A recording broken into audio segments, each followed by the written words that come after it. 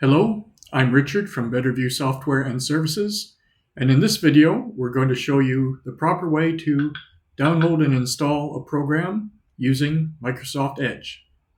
Stay tuned.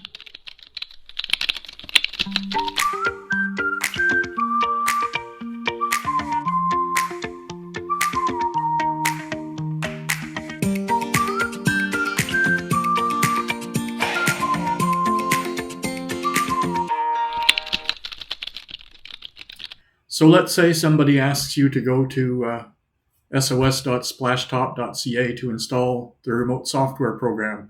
Most people will go onto Google and type it in here, sos.splashtop.com. Oh, there it is. And then they get this list. Well, that's not the way you look for it. What you need is people have given you the exact URL or uniform resource locator. So what we do is go up here in the top, and I just hit the delete keyboard. Now I'm going to type in sos.splashtop, and as you can see, I've been there before, so I'll hit the enter key.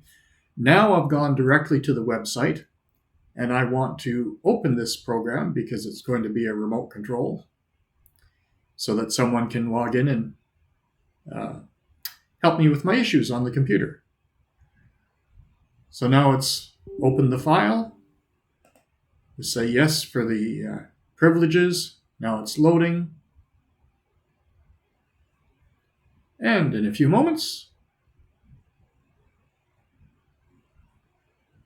we get this code to share with the technician. So then you can, once this comes up, there we are, you can now text it to them or call them, whatever arrangements that you have. And that's the proper way to download and install a program from a website. Thank you very much for watching. Stay tuned for the next one.